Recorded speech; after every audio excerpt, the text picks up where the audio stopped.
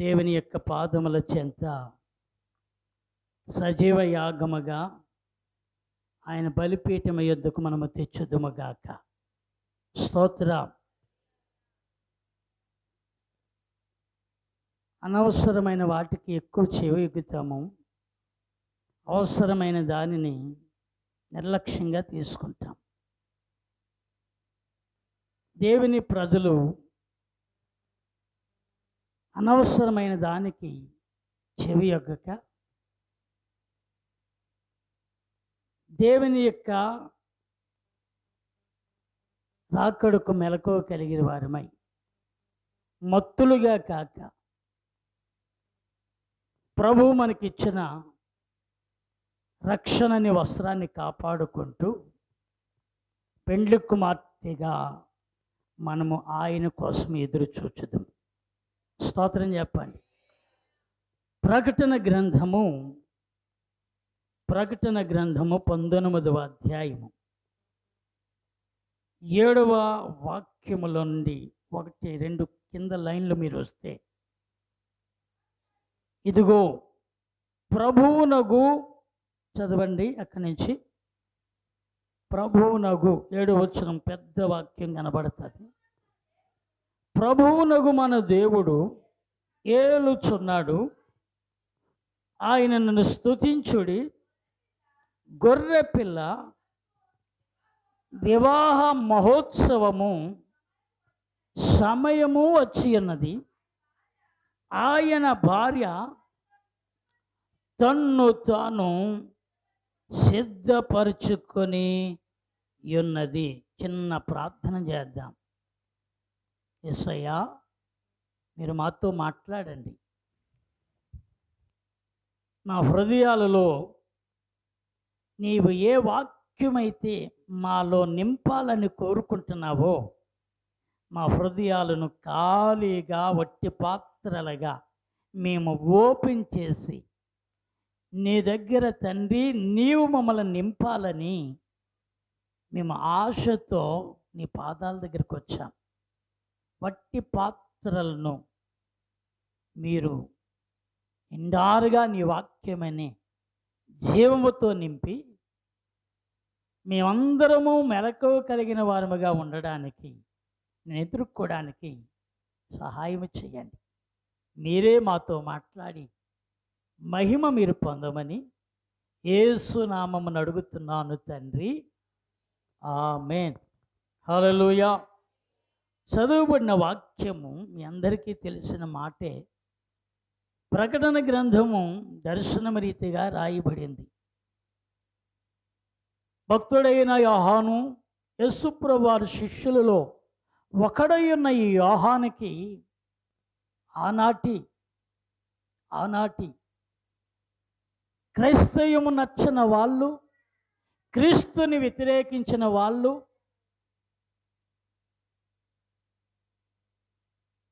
హింసించడానికి Nero చక్రవర్తి కాలంలో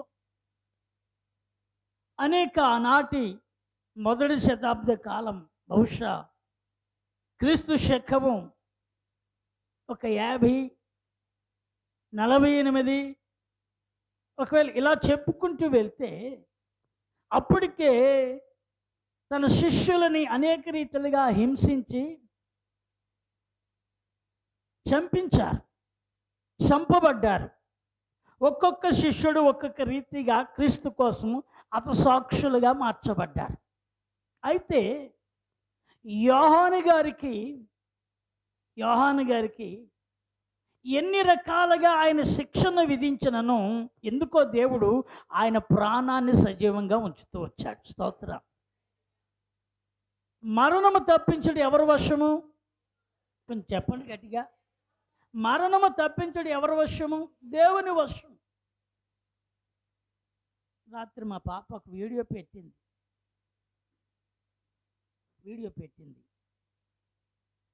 ఆ video చూసినప్పుడు నాకేం అర్థం కాలేదు. కానీ ఆ తర్వాత ఫోన్లో చెప్తుంది, మా ఫ్రెండ్ యొక్క తల్లి ఆమె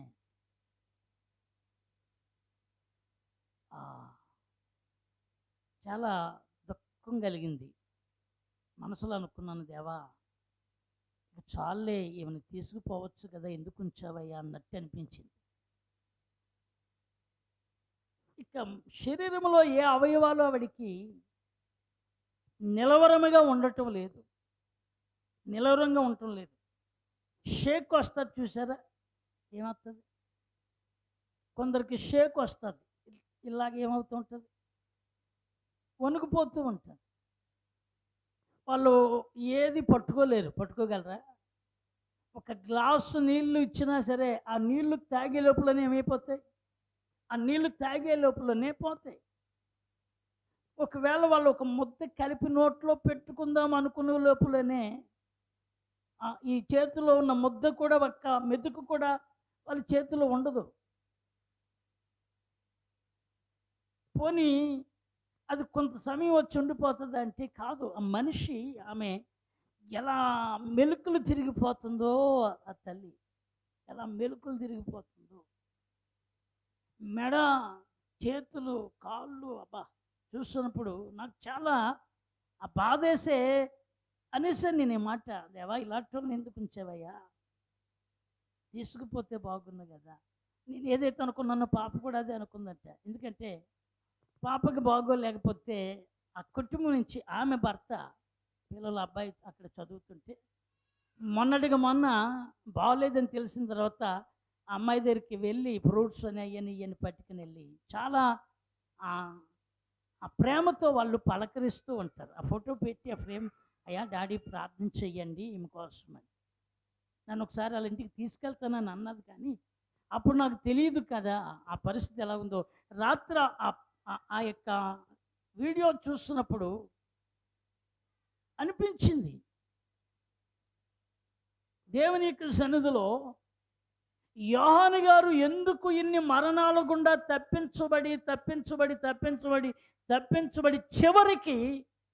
చివరికి అతని మీద ప్రయోగాలు నిష్ప్రయోజనం అవగా వాళ్ళు ఏమనుకున్నారంటే, ఇతన్ని ఒక దీవిలో ఒక చెరసాలలో వేసిస్తే బాగుంటుంది, ఈ చెరసాలలో ఉంచితే ఇక అతడు బయటికి వెళ్ళడానికి అవకాశం ఉండదు, ప్రజల మధ్యలోకి వెళ్ళి యేసు నా రక్షకుడు, ఆయన ప్రభువు, ఆయన ద్వారానే రక్షణ ఉంది, ఆయన లేకపోతే రక్షణ లేదు అని చెప్పడం ఆగిపోతాడు అని ఆయన విషయమై ఆ అధికారులు ఆలోచించి పద్మస్ ద్వీపం మధ్యలో ఆయన్ని చెరసాలలో వేశారు. హల్లెలూయా.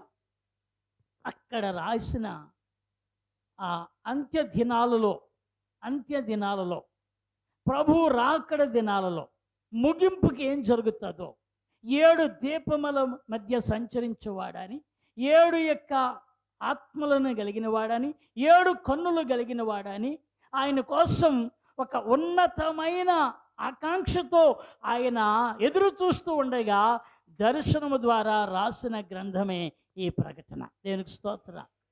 ఆమేన్.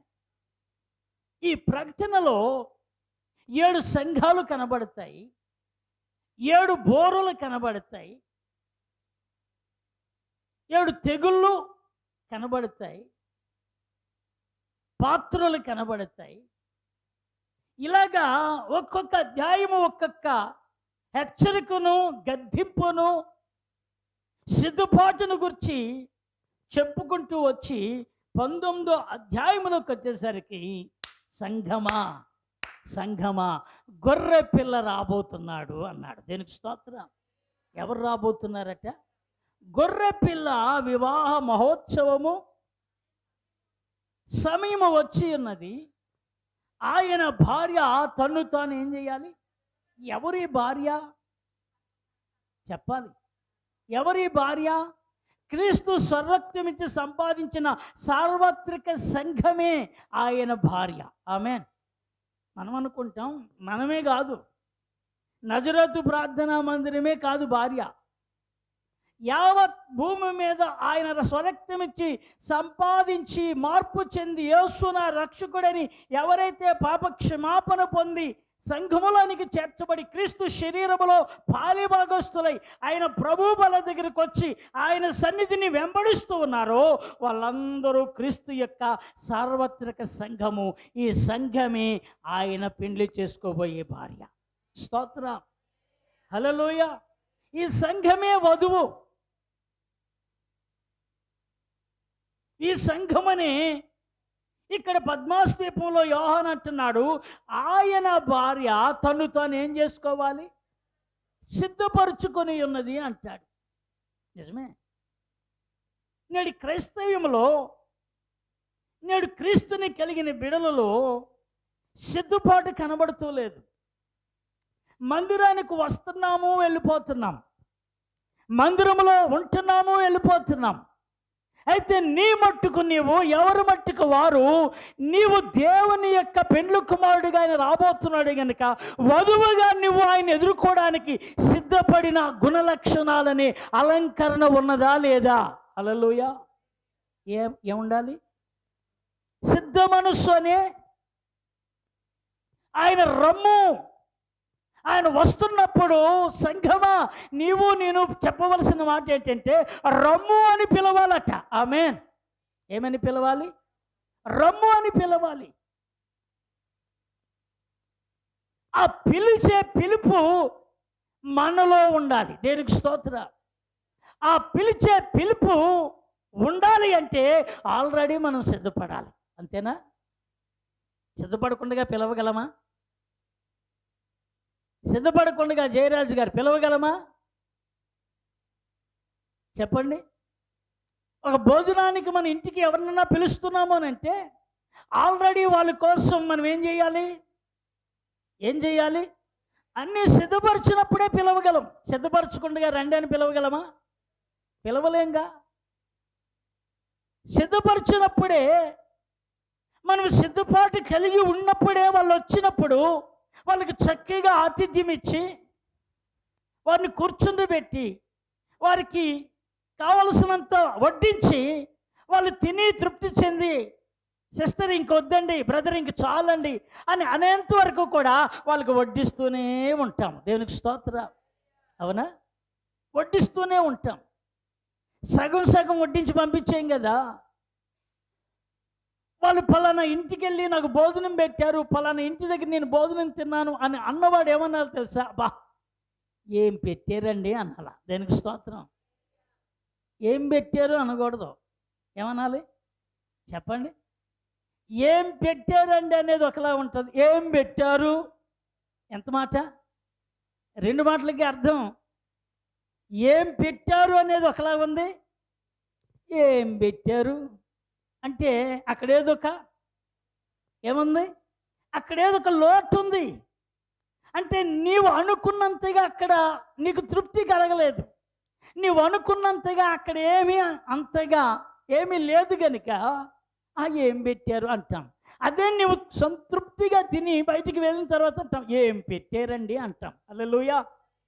దేవుని బిడ్డలారా, నేను ఎందుకు ఈ మాటలు మీకు గుర్తు చేస్తున్నానంటే, ఒక సంఘము ప్రభు యొక్క రాకడకు మనము గొర్రెపిల్ల వివాహమోత్సవ సమయం వస్తుంది. ఆయన పెండ్లి కుమారుడిగా రాబోతున్నాడు. వధువైన సంఘము సంపూర్ణంగా సిద్ధపడి ఆయన ఎదుర్కోవడానికి అలంకరించుకోవాలి. దేనికి స్తోత్రం. ఇక్కడ అదే మాట, గొర్రెపిల్ల వివాహ మహోత్సవ సమయం వచ్చి ఉన్నది. ఆయన భార్య తన్ను తాను సిద్ధపరచుకోవాలి. దేనికి స్తోత్రం. ఏం చేయాలి? మనము సిద్ధపరచుకోవాలి. ఏమి సిద్ధపరచుకోవాలి? ఏం సిద్ధపరచుకోవాలి? హలో, ఇప్పుడు నూతన కపుల్స్ ఉన్నారు. భాస్కరు, కృపాజ్యోతి. గత 12వ తారీఖుకు ఇంకా ముందు, ఈ 12 అయిన తర్వాత వేరు, 12కు ముందు వేరు, 12కు ముందు వేరు. సరిగ్గా 12వ తారీఖుకి పలానా టైము ఇదిగో వివాహ టైము 12 లేకపోతే అనుకుందాం. ఈ టయానికి ఆల్రెడీ అమ్మాయిని సిద్ధపరిచేస్తారు. దేవునికి స్తోత్రం చెప్పండి. హల్లెలూయా. ఎందుకంటే ఆల్రెడీ వారికి ఒక వివాహ దినము ప్రకటించబడ్డది. ఒక తేదీ ముందుగానే పబ్లిసిటీ అయ్యింది. అందరూ ఆ దినాన్ని వాళ్ళు వివాహ వేడుక చూడడానికి బంధువులు, కుటుంబీకులు, శ్రేయోభిలాషులు, అటు అమ్మాయి తరపున వారు, ఇటు అబ్బాయి తరపున వారు అందరూ ఆ వివాహ వేదిక దగ్గరికి ఉండే తర్వాత అమ్మాయిని సిద్ధపరచలేదు అనుకోండి, ఏం మొదలవుతాయి? ఏం మొదలవుతాయి చెప్పరే? హలో, అందరికీ పెళ్ళిళ్ళు అయ్యేగా. ఎవరన్నా ఇక్కడ యేసన్న గారు లేరు కదా, స్తోత్రం కలిగిన గాక. హల్లెలూయా. ఎందుకంటే యేసన్న గారిని ఎందుకన్నానంటే, యేసన్న గారు కానీ భక్తి సింగ్ గారికి కూడా లేరు కదా. ఏమండి, వీళ్ళెవరూ కూడా వివాహాలు చేసుకోకుండా ప్రభువు కోసం సంపూర్ణంగా సమర్పించుకొని పెండ్లి కుమార్తెగా వారు సిద్ధపడుతూ సంఘాన్ని సిద్ధపరిచిన గొప్ప మహాదేవుని చేత ఎన్నిక చేయబడిన గొప్ప దైవజనుడు. స్తోత్రం చెప్పండి. హల్లెలూయా. కనుక ప్రియులరా, ఇప్పుడు అమ్మాయి లేట్ అవుతుంది అనుకోండి, ఇంకా లేట్ చేస్తుంది అనుకోండి, అబ్బాయి ఆల్రెడీ వచ్చేసప్పుడే ఇన్ని గంటలు అయిందమ్మా, ఇంకా ఎంతసేపు సిద్ధపరుస్తారు అంటే అబ్బాయి ఆల్రెడీగా ఉన్నాడు. సిద్ధపడవలసింది ఎవరు? అమ్మాయి. పెండ్లి కుమార్తెగా మనము కూడా ఆల్రెడీ పెండ్లి కుమారుడిగా ఆయన రాబోతున్నాడు. స్తోత్రం. ఎవరైనా మన ప్రాణ ప్రియుడైన యేసయ్య. దైవజనులు యేసన్న గారు రాసిన పాటలో, నా జీవిత నా ప్రాణముతో పెనవేసుకున్నావు నీవు, నాకే సమృద్ధిగాని నా యేసు రాజా. ఆమేన్, ఆమేన్, ఆమేన్. ఇప్పుడు అమ్మాయి అనాలి, నీ ముఖము మనో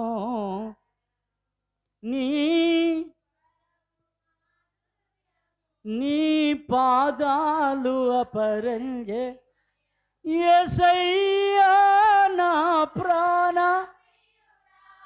మనగలనా నిన్ను వీడి.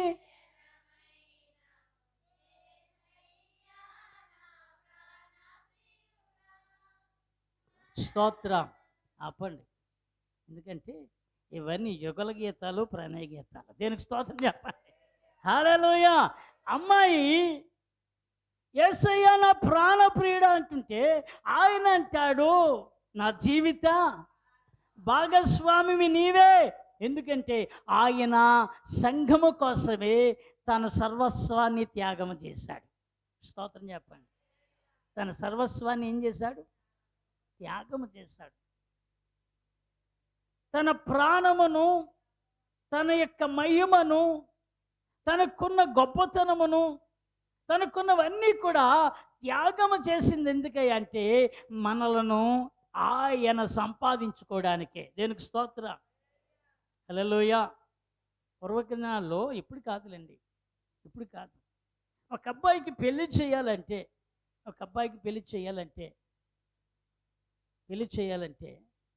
అబ్బాయి తల్లిదండ్రుల దగ్గర కాదు, అబ్బాయి సొంతంగా ఇల్లు కట్టుకోవాలి. ఏం కట్టుకోవాలి? అబ్బాయి ఏం కట్టుకోవాలి?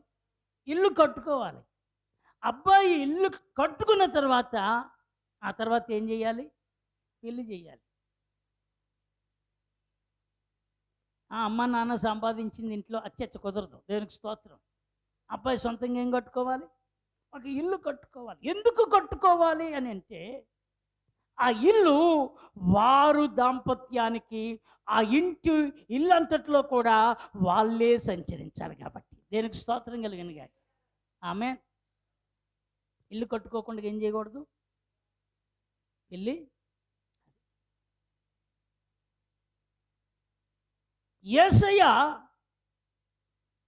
వధువుగా మనల్ని సిద్ధపరచడానికి తన నిత్య మహిమను విడిచిపెట్టి వచ్చి మనందరి కోసం ఆయన భూమి మీద తన ఉన్నతమైన ప్రాణమును అర్పించి ఆయన వెళ్ళి ఆయన చెప్పాడు, నేను మీకోసం స్థలము సిద్ధపరుస్తాను. స్తోత్రం చెప్పండి. ఏం సిద్ధపరుస్తాను? నేను మీకోసం. అంటే ఇప్పుడు ఏం కట్టాడు అక్కడ? చెప్పాలి. ఏం కట్టాడు? కట్టాడా? హలో, అర్థమైంది నా మాటలు? ఏం కట్టాడు? ఇల్లు కట్టాడా లేదా? లేని ఏడలు నేను మీతో చెబుతానని. ఎక్కడ ఇల్లు కట్టాడు? పరలోకములో కట్టాడు. ఎక్కడికొచ్చి? భూమి మీదకి వచ్చి మనందరినీ సంపాదించుకొని ఆయన స్వరక్తముల చేత మనల్ని శుద్ధి చేసి ఆయన వధువుగా మనల్ని సిద్ధపరిచి ఆయనే మనల్ని కలుసుకోవడానికి మరలా వస్తూ మన కోసం నివాస గృహం కట్టేశాడు. దేనికి స్తోత్రం చెప్పండి. హల్లెలూయా. ఇల్లు కట్టబడ్డదా? ఆల్రెడీ అయిపోయిందా లేదా? ఇప్పుడు కట్టిన ఆయన ఇప్పుడు ఎవరి కోసం వస్తున్నాడు? ఇప్పుడు ఎవరి కోసం వస్తున్నాడు? పెండ్లి కుమార్తె కోసం వస్తున్నాడు. అందుకని పెండ్లి కుమార్తె తను ఏం చేయాలి? సిద్ధపరచుకోవాలి. ఆ సిద్ధపరిచేవే మనలో ఉన్న క్రియలు. దేవునికి స్తోత్రం. ఏంటవి? మనలో ఉన్న క్రియలు. ఇంకా అక్కడ మనము చూస్తే 8వ వచనములో మనం చూస్తాం. చదవండి 8వ వచనం. మరియు ఆమె ధరించుకున్నట్టుకు ప్రకాశములను నిర్మలమునైన సన్నప నార బట్టలు ఆమెకి ఇయ్యబడును.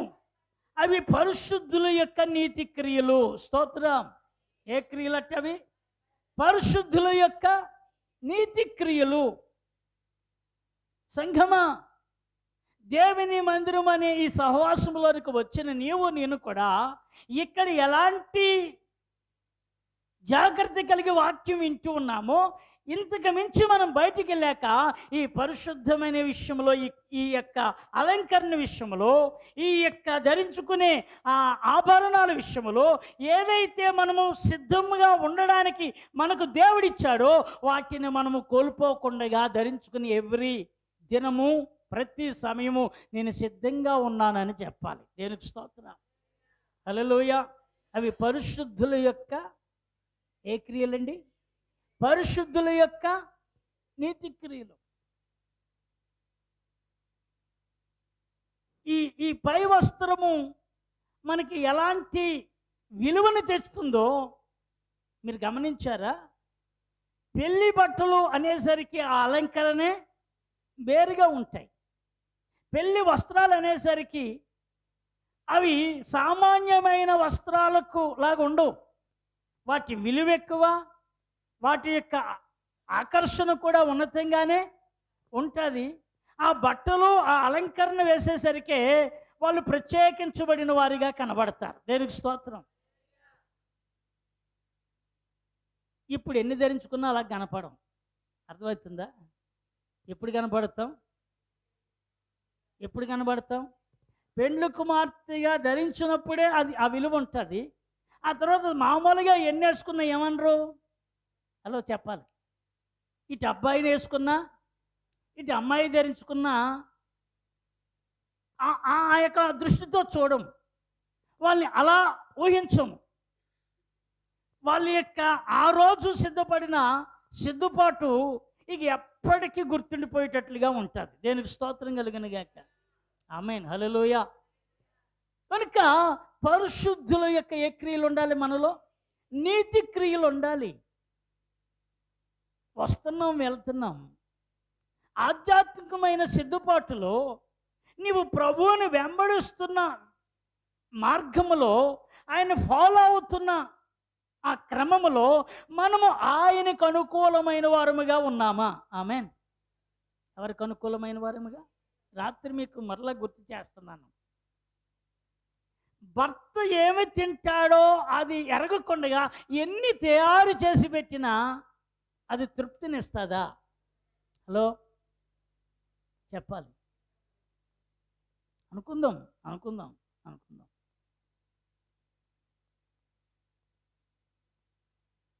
అన్నీ చాలా పదార్థాలు చేశాం, చాలా శ్రమపడి చేశాం, చాలా ప్రయాసకొచ్చుకుని ఆ వండడానికి ఉదయం ప్రారంభించిన పనులు సరిగ్గా మధ్యాహ్నం 12:30 దాకా తయారు చేస్తూనే ఉన్నాం అనుకుందాం. ఇంతలో యజమాని వచ్చాడు. వచ్చి ఆయన కూర్చున్నాడు, భోజనాన్ని కూర్చున్నాడు. ఇంతలో ఇవన్నీ తెచ్చిపెట్టి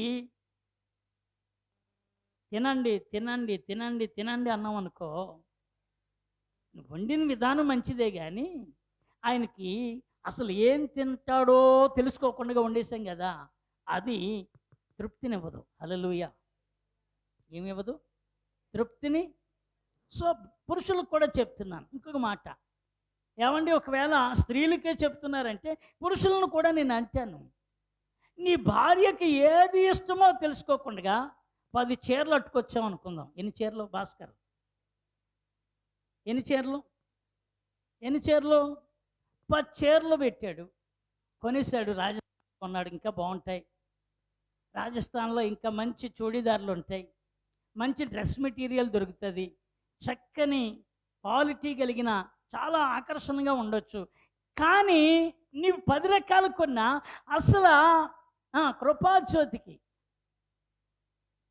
అంతేనా, తనకు ఏది ఇష్టమో అది తెస్తే 10 అవసరం లేదు. దేనికి స్తోత్రం.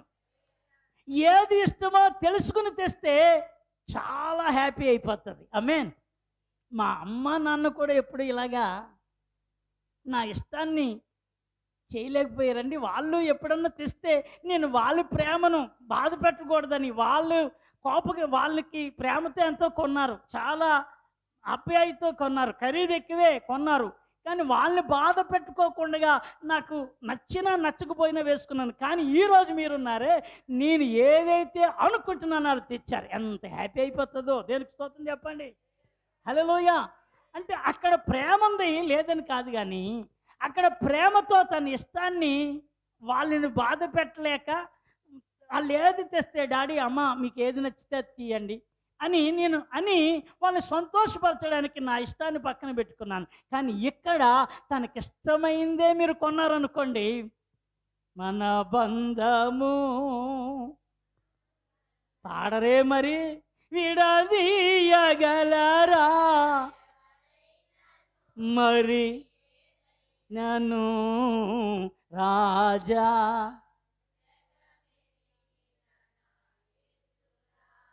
మన బంధము. స్తోత్రం చెప్పండి. ఈ బంధము ఎలాగుంటుందంటే ఇక ఎప్పటికీ జాషువా గారు ఎప్పటికీ ఎన్నటికీ ఎలాంటి మనుషుల మధ్యలోనైనా, ఎలాంటి బంధువుల మధ్యలోనైనా, ఎలాంటి విధమైన పరిస్థితుల మధ్యలోనైనా ఈ బంధము ఎప్పటికీ విడిపోదు. కారణం ఏంటంటే నా భర్త నాకు ఇష్టమైన దానినే తీసుకుని వస్తాడు. దేవునికి స్తోత్రం. నా భార్య నాకు ఇష్టమైన దానిని మాత్రమే సిద్ధపరుస్తుంది. మీకు ఇంకొక సులువుగా మీకు అర్థమయ్యే విషయం చెప్పి నేను ముగించేస్తాను. దేవునికి స్తోత్రం. మార్తా మరియా ఇద్దరు ఎవరిని ఆహ్వానించారు చెప్పండి? ఇద్దరిని ఎవరు ఆహ్వానించారు? యేసు ప్రభు వారిని ఆహ్వానించారు. యేసు ప్రభు వారికి తిండి లేక వచ్చాడు వాళ్ళ ఇంటికి. వచ్చి అమ్మ మంచి భోజనం వండాను అన్నాడా? అనలేదు కదా. 4 రోజులు అవుతుంది, సరైన భోజనం లేదు మార్తా, మంచి రుచికరమైన భోజనం చేయను అంటే ఆమె సిద్ధపరచవచ్చు. కానీ ఆయన వచ్చింది ఎందుకంటే ఆయన పాదాల దగ్గర కూర్చొని ఆయన మాటల చేత రాబోతున్న శోధనలో నుండి బయటికి రావాలని. దేనికి స్తోత్రం చెప్పండి.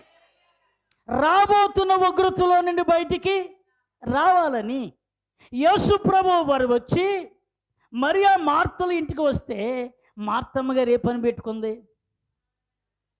పెట్టుకుంది? అవునా?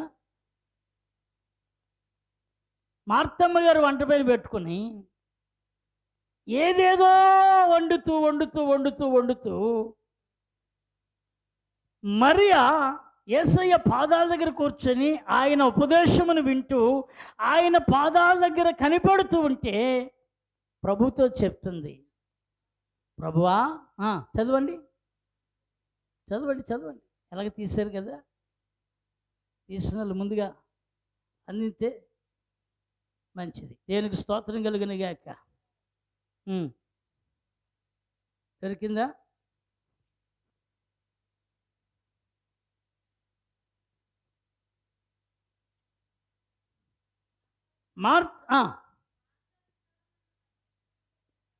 మార్త విస్తారమైన పని పెట్టుకున్నోడి చేత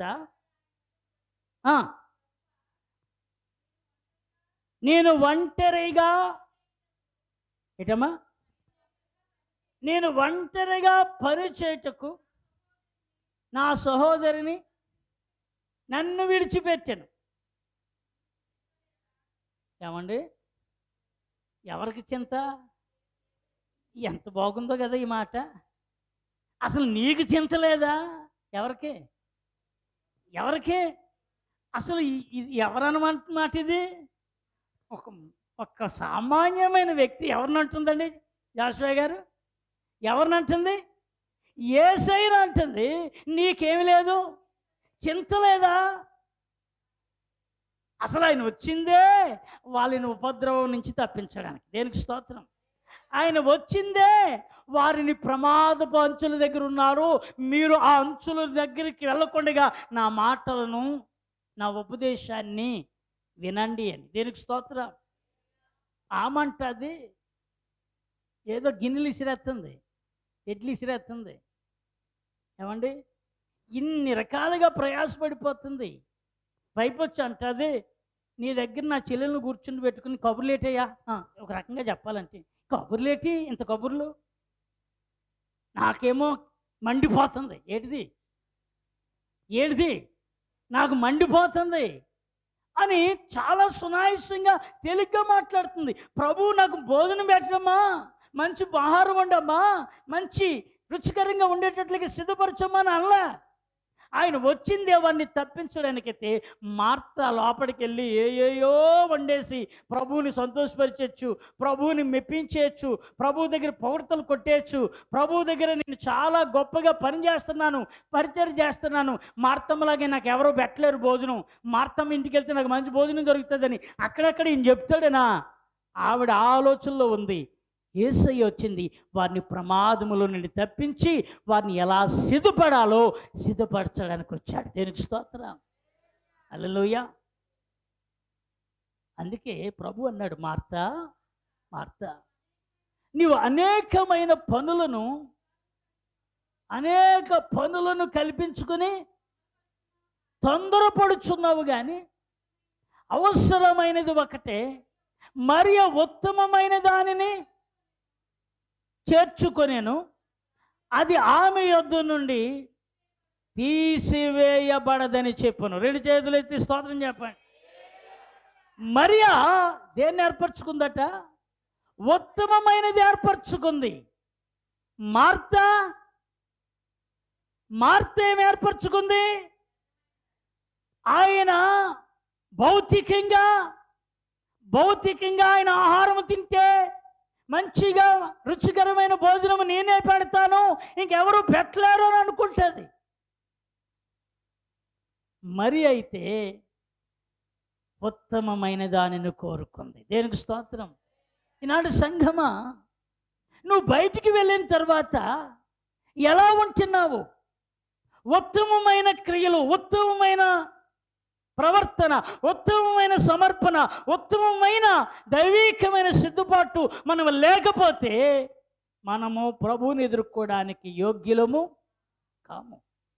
గొర్రెపిల్ల వివాహ మహోత్సవం వచ్చేస్తుంది, పెండ్లి కుమార్తెగా నీవు సిద్ధపరచుకోవాలి. దేనికి స్తోత్రం. సిద్ధపాటు దినాలివి. నేడో రేపో ప్రభు రాబోతున్నాడు, ఇక ఆ కాలము దగ్గర అవుతుంది. అనేక దేవజనులు ఇప్పటికే వారు మాట్లాడుతున్న మాటలను బట్టి, వారు బోధిస్తున్న వారికి అందించిన వర్తమానాలను బట్టి, ప్రభు వారికి బయలుపరుస్తున్న విశేషమైన సంగతులను బట్టి ఇక ఆలస్యం లేదు, ప్రభు త్వరగా రాబోతున్నాడు. దేనికి స్తోత్రం. ఇంకా నువ్వు మారకపోతే, ఇంకా నీ క్రియలు మారకపోతే, ఇంకా నీ సాంగత్యం మారగబోతే, ఇంకా నీ అలవాట్లు మారగబోతే, ఇంకా నువ్వు ఏదో ఇక్కడికి వచ్చి ముసుగేసుకుని ప్రార్థన చేసి మరలా లోకంలోకి వెళ్ళిన తర్వాత మరలా మామూలుగా ఉంటే జాగ్రత్త సుమా, విడవబడే సంఘం అయిపోతాం. ఎత్తబడే సంఘం అవ్వం. ఎత్తబడే సంఘముగా ఉండాలంటే క్రియలు అనేవి నీతి క్రియలు, పరిశుద్ధుల యొక్క ప్రవర్తన, పరిశుద్ధతతో కూడిన ఆ వివేచన కలిగిన జ్ఞానముతో మనం ఈ లోకంలో నడుచుకోవాలి.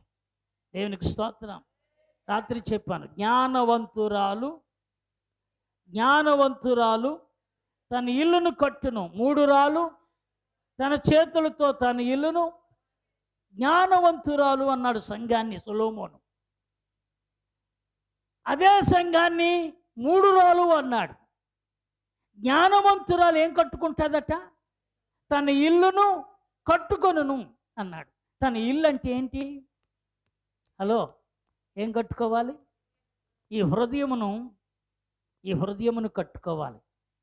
చెడు సాంగత్యాలు కానీ, చెడ్డ మాటలకు కానీ, చెడు త్రోవల్లోకి వెళ్ళడం కానీ, ఏవండి ఇవన్నీ కూడా ఇక ఈ హృదయంలో ఉండకూడదు. అవి తొలగిపోవాలి. స్తోత్రం. పవిత్రత ఉండాలి, పరిశుద్ధత ఉండాలి, దైవ భయం ఉండాలి, దైవ క్రమం ఉండాలి, దేవునిని గూర్చిన మెలకువ మనకు ఉండాలి. దేనికి స్తోత్రం. హల్లెలూయా. జ్ఞానవంతురాలు ఏం కట్టుకుంటుందట? తన ఇల్లును కట్టుకుంటుంది. ఇప్పుడు ఎవరు జ్ఞానవంతులు? మరియా మార్తా చెప్పాలి. ఎందుకు మరి మార్త కూడా ఎవరిని ఆహ్వానించింది? ఇలా రండి, మరి మార్తలు రండి, మీరిద్దరు. ఎవరు వీళ్ళు? ఎవరండి? ఎవరు వీళ్ళు? ఇవిడెవరు? మార్త. ఎవరిని ఆహ్వానించారు? బాబు యేసుబాబు రానా? యేసుబాబు అయినా స్తోత్రం. ఎవరైనా? యేసుబాబు వచ్చాడా? అక్క బాగున్నావా అన్నాడు అనుకుందాం. ఏమన్నాడు? రే తలెత్తరా, అక్క బాగున్నావా, ప్రైజ్ లార్డ్ సిస్టర్ అను, గట్టిగా అను. అక్క మీరిద్దరూ ప్రైజ్ లార్డ్ అనుకోండి, ఇప్పుడే చిటికలో వెళ్ళి చిటికలో వచ్చేస్తానండి. ఎక్కడికి? చిటికలో వెళ్ళి చిటికలో వచ్చేస్తానని. ఎక్కడ సెటిల్ అయిపోయింది? వంటగదిలో సెట్ అయిపోయింది. ఈ వంటగదిలో తోమి ఉల్లిపాయలు గదిరించి, ఏమంటే పచ్చిమిరకాయలు కట్ చేసి, ఏం కూర వండితే బాగుంటుందని కొంచెంసేపు చేసి ఆలోచన చేసి, నా చేతితో ఏదన్నా మధురంగా ఉంటుందని ఆవిడ అనేసుకొని, పోనీ వచ్చాను ప్రభా ఏం కూర వండమంటామని అడిగించి బాగుంది కదా, ఏదో ఏం కూర వండమండం అని అడిగిందా అనుకుంటుందంటే, ఈ చేతి ఏది వండినా ఎలాగుంటుందో తెలుసా? మనం అనేసుకుంటే కుదురుతుందా? పెడాలను పడుతుందా తర్వాత?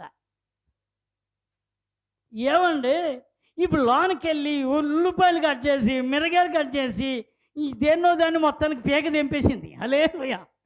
ఇదేదో చేసింది, ఏదేదో రొట్టెలు చేసి, అది చేసి, ఇది చేసి టైం చూస్తే ఆయన అప్పటికే 9 గంటలకు వచ్చి, ఇక్కడ టైం చూస్తే 12:30 అవుతుంది. కాలు దుక్కేసుకుంటుంది. వంట అవ్వలేదు, యూతుంది, ఏదో చేస్తుంది. చేసి చెమటెక్కి, ప్రభువా నీకు చింతలేదా? ఏమంటుంది? నీకు చింతలేదా? ఓయ్ పనికి మళ్ళీ రా, చాలే కబుర్లో, చాలే మాటలో. ఈమె కూర్చో ఈయన దగ్గర నుంచి కదలలేదు. దేనికి స్తోత్రం. ఎవరి దగ్గర నుంచి? యేసుబాబు దగ్గర నుంచి. ఈమెకి ఏంటంటే, ఈయన వచ్చాడు కనుక నాకేదో మేలు కలుగుతుంది. అంతేనా? అదే మాకు అర్థం కాలేదండి. ఈయన వచ్చాడు కనుక నాకు భాగ్యము దొరుకుతుంది, ఈయన వచ్చాడు కనుక నేను బలపరచబడతాను, ఆయన వచ్చాడు కనుక నా స్థితి మారుతుంది, ఆయన మాటలు వింటున్నాను కనుక నా జీవితము ధన్యమైపోతుంది. స్తోత్రం. ఎవరు అనుకుంటున్నారు? మరి అనుకుంటున్నారు. ఈమెమనుకుంటుంది? వచ్చినాడు కాకుండా మనసులోని పైకి కాదు, మనసులో ఏమనుకుంది, వస్తే వచ్చాడు కానీ నా చెల్లెని కూడా అక్కడే పెట్టేసుకున్నాడు, నేను రమ్మన్నాను ఈ టైంలోని, వచ్చినోడు వచ్చినట్టు ఉండక అని ఏదోదో అనుకుంటుంది. అందుకే ప్రియులారా, మరియ జ్ఞానవంతురాలయ్యింది. ఏ స్త్రీ? మార్త చెప్పాలి, మూఢురాలైంది. ఇద్దరూ ఒక ఇంట్లో వాళ్ళే, ఇద్దరూ ఒకే సంఘానికి చెందిన వారే, ఇద్దరూ కూడా యేసయ్యని కలిగిన వారే, ఇద్దరు కూడా యేసు కోసం కనిపెట్టిన వారే, ఇద్దరు యేసుని ఆరాధించే వాళ్ళే. కానీ ఇద్దరు మనసులో డిఫరెన్స్ ఏంటంటే, నేను ఏదో ఇస్తే యేసుబాబు సంతోషిస్తాడు అనుకునేది ఈ వ్యక్తి. నేనిచ్చేది కాదు, ఆయన ఇస్తేనే నేను దీవించబడతాను, ఆయన చెప్పినట్లుగానే నేను ఆయన ఎదుర్కొంటాను, ఆయన చెప్పినట్లుగా వింటేనే నేను అలంకరించబడతాను. దేవునికి స్తోత్రం. ఇద్దరు ఎక్కడున్నారు? సంఘంలోనే. ఇప్పుడు మనమంతా ఎక్కడున్నాం? సంఘంలోనే ఉన్నాం. ఒకలేమో గొప్ప వాటిని చేసేస్తే యేసుబాబు గొప్పవాడు నన్ను మెచ్చుకుంటాడు అనుకున్నారు. గొప్ప వాటిని చేస్తే నేను మెచ్చుకోడు. ప్రభువా అని పిలిచి ప్రతివాడును ఎల్లడు, నా తండ్రి చిత్త ప్రకారంగా చేసేవాడు ఏమవుతాడు? దేవునికి స్తోత్రం. నీవు సిద్ధపరచుకోవలసింది లోకములో తిరిగి సిద్ధపడడం కాదు, ప్రభు వాక్యము ద్వారా నువ్వు సిద్ధపడాలి, ప్రభు పాదాల దగ్గర సిద్ధపడాలి, ఆయన ఉపదేశము చేత నీవు అలంకరించబడాలి, ఆయన ఉపదేశమును ధరించుకోవాలి. ఆ ఉపదేశము ద్వారా నీతి క్రియలు, పరిశుద్ధమైన వస్త్రము, ఇవన్నీ కూడా ఇంటిన లోపల ధరించబడతాయి. దేవునికి స్తోత్రం కలిగిన గాక. హల్లెలూయా. అవే పరిశుద్ధుల యొక్క నీతి క్రియలు అన్నాడు. ఈ వధువు ఈ నీతి క్రియలను ఎప్పుడైతే ధరించుకుని సిద్ధంగా ఉందో, ఆయన వస్తున్నాడు. ఆయన ఎవరికి ఇదిగో నేను దొంగ వలె వస్తాను అన్నాడు. అంటే దొంగ వలె వస్తానంటే దొంగని కాదు, దొంగ చెప్పకుండా ఎలాగైతే వచ్చి ఆ ఇంటిలో ఉన్న దానిని దోచుకుని వెళ్ళిపోతాడో, అలాగే ఆయన రాకడు కూడా ఉంటుంది. దేవునికి స్తోత్రం. ఇప్పుడు సిద్ధముగా ఉన్న వధువు ఆయన ఎదుర్కోవడానికి వెళ్ళిపోతుంది. దేవునికి స్తోత్రం చెప్పండి. ఇప్పుడు సిద్ధపడకుండా నామకార్థముగా, ఏదో అలవాటుగా, ఏదో మొక్కుబడిగా, ఏదో తప్పుదన్నట్టుగా ఉన్న వాళ్ళు ఉన్నారే, వీళ్ళే విడవబడతారు. దేనికి స్తోత్రం. విడవబడిన వారికి అందుకే ఏమున్నాయట చెప్పండి? విడవబడిన వారికి ఏమున్నాయి? శ్రమలు ఉన్నాయి. ఇప్పుడు మనం ఏ గుంపులో ఉండాలి? ఎత్తబడే గుంపులో ఉండాలంటే ఆల్రెడీ పెండ్లు కుమారుడిగా ఆయన వచ్చేస్తున్నాడు. పెండ్లు కుమార్తెగా వధువు ఏమవ్వాలి? ఎప్పుడంటే ఇంకా నేను రేపు సిద్ధపడతానంటే కుదరు, ఇప్పుడే సిద్ధపడిపోవాలి. దేనికి స్తోత్రం.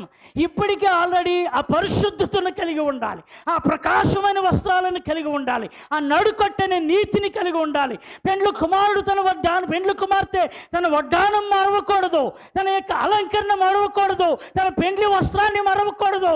ఆయన రాబోతున్నాడు గనక మనం మెలకు కలిగిన వారమై ఆయన ఎదుట నిలవడానికి ఎవరడి బ్యాటరీలా ఉండాలి. దేనికి స్తోత్రం కలిగిన గాక. హల్లెలూయా. రేపు ఒప్పుకుందాంలే, ఇంకా రేపు మారదాంలే, ఇంకా రేపు చూద్దాంలే అంటే కుదరదు. రేపు కాదు, ఇదే అనుకూల సమయము, ఇదే రక్షణ. నేను శ్రీని గారికి చెబుతున్నాను, ఒకవేళ ఇంకా దేవుని యొక్క రాకడ యేసుప్రభు అంటే ఇంకా మాకు తెలియదండి, మేము ఎలా నమ్ముకోవాలండి అంటే కుదరదు. నమ్మి విశ్వసించండి. ఏం చేయండి? నమ్మి విశ్వసించండి, ఆయన మిమ్మల్ని రక్షిస్తాడు. దేనికి స్తోత్రం. హల్లెలూయా. ఇదే రక్షణ దినము, ఇదే అనుకూలము. రేపేమి సంభవించదో ఇక్కడ ఈ ఆటల కోసం వద్దు, ఇక్కడ ఆటల కోసం కాదు. పరలోకములో మనకు ఒక దేవుడు ఉన్నతమైన భవంతులు కట్టాడు.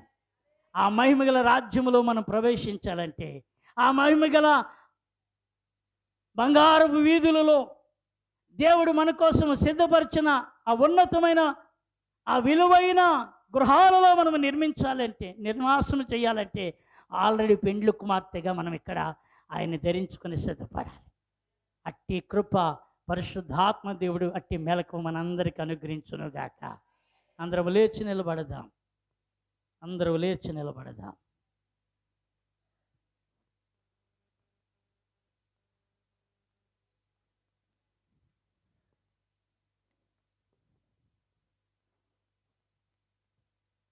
స్తోత్రం. హల్లెలూయా, హల్లెలూయా, హల్లెలూయా. యేసయ్యా మీకు వందనాలు, వందనాలు, వందనాలు. Thank you lord Jesus.